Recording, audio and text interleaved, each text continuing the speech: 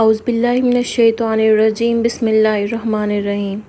अस्सलाम वालेकुम everyone, welcome to my YouTube channel study point. आज की जो वीडियो है उसके अंदर हम इंग्लिश एस्से के बारे में पढ़ेंगे सीएसएस और पीएमएस के पर्सपेक्टिव में। सीएसएस और पीएमएस दोनों में ये 100 मार्क्स का पेपर है। सीएसएस में आपको 2500 से 3000 वर्ड्स लिखने होते हैं एस्से में, और पीएमएस में आपको 1500 to 1600 वर्ड्स लिखने होते हैं।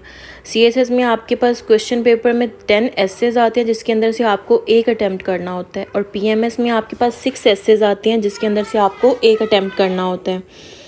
डिफरेंट टाइप्स के एसेज आते हैं, जैसे अगर 10 एसेज हैं तो 10 एसेज एक ही टाइप के नहीं होंगे, उसके अंदर डिफरेंट टाइप्स होती हैं। कुछ एसेज आपके पास आर्गुमेंटेटिव एसेज होते हैं, कुछ आपके पास एक्सपोजिटरी एसेज होते हैं, कुछ डिस्क्रिप्टिव एसेज होते हैं। टाइप्स को हम डिटेल में आगे पढ़ लेते हैं। सबसे पहले आपके पास एक्सपोजिटरी एसेज हैं। एक्सपोजिटरी एसेज में आपके पास इशू बेस्ड एसे आ रहे होते हैं जिनको हम सोशल इश्यूज़ भी कहते हैं, जैसे कि पॉवर्टी हो गया, इलिटरेसी, इस तरीके के जो सोशल इश्यूज़ हैं आपके, वो सारे आपके एक्सपोजिटरी एसेज में आ रहे होते हैं। इनके अंदर जो मेन चीज़ आपको अपने माइंड में रखनी होती है कि आपको कॉजेज़ पता होनी चाहिए, इफ़ेक्ट्स, सॉल्यूशंस, उनका एनालिसिस और वे फॉरवर्ड। और थर्ड चीज़ जो है कि आपको थर्ड पर्सन यूजली आप यूज़ करेंगे इस एक्सपोजिटरी एसेज को लिखने में। अगर हम एग्जांपल्स देख लें, जैसे कि global warming, causes and consequences, expanding information technology, a blessing और a curse, globalization has more problems than solutions. अगर हम इसी को अगर ब्रेक डाउन करते हैं अपने स्टेटमेंट को, तो हम देख लेते हैं सबसे पहले हमें अपने टॉपिक को डिफ़ाइन करना है, उसके बाद हम प्रॉब्लम्स को बताएंगे, फिर हम उसके बाद सॉल्यूशंस की तरफ जाएंगे और हम वे फॉरवर्ड देंगे। इस तरीके से हम अपने एक्सपोजिटरी एसे को कवर अप कर लेते हैं। सेकंड पे हम देख लेते हैं डिस्क्रिप्टिव एसेज। डिस्क्रिप्टिव का जैसे मीनिंग ये है कि डिस्क्राइब समथिंग कॉम्प्रिहेंसिवली। आप अपनी आर्गूमेंट्स को किसी फैक्ट या एनालिसिस के बेस पे उनको वेटेज दे रहे होते हैं, उनको प्रूव कर रहे होते हैं। डिस्क्रिप्टिव एसेज में सबसे पहले आप प्रॉब्लम स्टेटमेंट बताते हैं, फिर एलेबोरेट करते हैं और उसके बाद आपके आर्गूमेंट्स आ जाते हैं। अगर हम इसकी एग्जांपल देखें, new war fronts lie in economic zone. अगर हम इसको ब्रेक डाउन करते हैं तो सबसे पहले आपको description with the help of multiple case studies, जो भी केस स्टडीज़ होंगे उसके मल्टीपल केस स्टडीज़ के अकॉर्डिंग आपको इसको डिस्क्रिप्शन देनी पड़ेगी। Like US in China trade war, US India trade security routes, the rivalry of Russia and US in Middle East. इसी तरीके से आपको फिर उसके क्रिटिकली एवेल्युएट करके आपको सॉल्यूशंस देने पड़ेंगे। थर्ड जो है हमारे पास टाइप, वो हमारे पास है लिटरेरी एसे की टाइप। इसके अंदर हम क्या करते हैं, हम अपने ओपिनियन और अपने स्टांस को इस तरीके से प्रूव करते हैं, उन एनालिसिस के साथ प्रूव करते हैं जो दूसरे स्टूडेंट से हमारे एसे को हटके बता रहा होता है। इसके अंदर आप अपने एविडेंस, पर्सनल एक्सपीरियंसेस यूज़ करते हैं, थ्योरीज आप डिफरेंट सब्जेक्ट्स के यूज़ करके अपनी आर्गूमेंट को वेटेज दे सकते हैं। अगर हम इसकी एग्जाम्पल को ब्रेक डाउन करते हैं, इस colonial mentality impending Pakistan growth, तो वह लास्ट वन जो टाइप हमारे पास नैरेटिव ऐसे है, ये जो टाइप है ये आज तक किसी भी कॉम्पिटिटिव एग्जाम में नहीं आई हुई।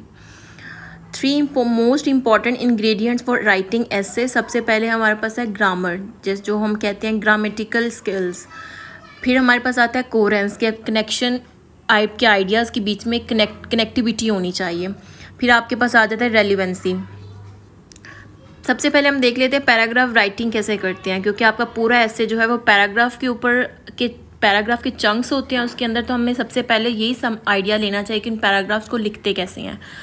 पैराग्राफ जो होता है सीरीज ऑफ सेंटेंस जो होती हैं आपके पैराग्राफ को बिल्टअप कर रही होती हैं। हर पैराग्राफ में जो आपका मेन एक सिंगल आइडिया डिस्कस हो रहा होता है।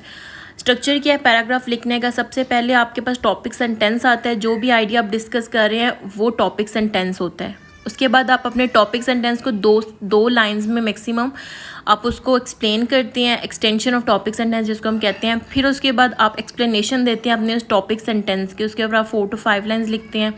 फिर उसके बाद आपने जो भी अपने आइडिया दिया है उसको आपने प्रूव करने के लिए, उसको वेटेज देने के लिए कोई फैक्ट, फिगर, कोई वो आप एडअप करते हैं, और देन लास्ट में कंक्लूजन होता है आपके पास।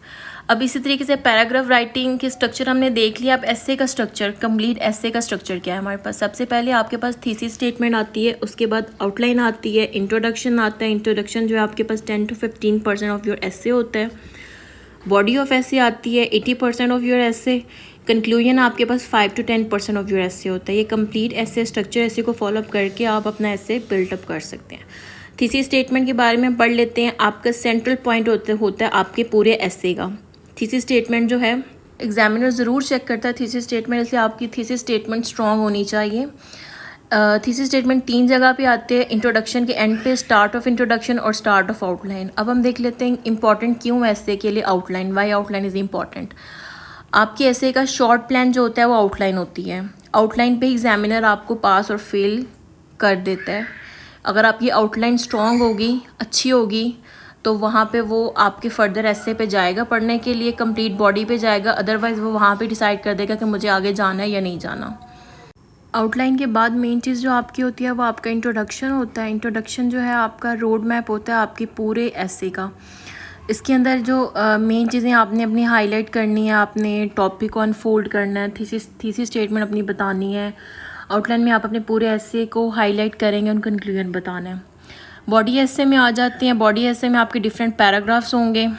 80 to 120 लाइन का आपका एक पैराग्राफ होना चाहिए, और हर पैराग्राफ में मेन चीज़ आपने कोहेरेंस लैक नहीं होना चाहिए। कोहेरेंस लैक होता है तो वहाँ से आपका नेगेटिव इंप्रेशन जा रहा होता है एग्जामिनर के ऊपर। कंक्लूजन में आपका फिर उसके बाद दोबारा आपसे अपनी थीसिस स्टेटमेंट आप लिखेंगे, लेकिन हर दफ़ा थीसिस स्टेटमेंट को आप डिफरेंट वर्ड्स में लिखेंगे। समर अप करना है अपने पूरे ऐसे को, और क्लोजिंग स्टेटमेंट देनी है आपने। क्लोजिंग स्टेटमेंट आपकी जो है वो स्ट्रॉन्ग होनी चाहिए। ये हमारे पास स्ट्रक्चर था ऐसे का, और पैराग्राफ का भी स्ट्रक्चर हमने पढ़ लिया है। अब कुछ इंपॉर्टेंट टिप्स हैं ऐसे लिखने के लिए जिनको आप अपने माइंड में रखें।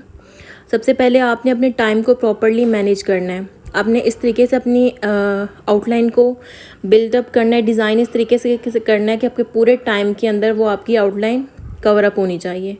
सेकंड चीज़, आपने टॉपिक को केयरफुली रीड करना है। थर्ड चीज़, जो आपके पास थीसिस स्टेटमेंट आपकी स्ट्रॉन्ग होनी चाहिए। फोर्थ जो है, आपके पास आउटलाइन जो है वो 2 पेजेस से ज़्यादा नहीं होनी चाहिए आपके पास। फिफ्थ जो है, इंट्रोडक्शन आपके पास आपका स्ट्रॉन्ग होना चाहिए। कोई भी आइडिया आप कंक्लूजन में न्यू अपना आइडिया नहीं डिस्कस करेंगे। उसके अलावा बैलेंस होना चाहिए लेंथ जो है पैराग्राफ्स के बीच में। कोई पैराग्राफ बहुत बड़ा, कोई बहुत छोटा नहीं होना चाहिए, और फर्स्ट पर्सन आप यूज़ नहीं करें। आज की वीडियो हमारी यहीं तक थी, जिसके अंदर मैंने कंप्लीट ऐसे के बारे में आपको बता दिया। मज़ीद कोई क्वेश्चन हो तो आप मेरे से कमेंट सेक्शन में पूछ सकते हैं। वीडियो पसंद आई हो तो लाइक कर दीजिएगा, शेयर कर दीजिएगा, और चैनल को सब्सक्राइब कर दीजिएगा। अल्लाह पाक हम सबको अपने मकसद में कामयाब करें। दुआओं में याद रखिएगा। अल्लाह हाफिज़।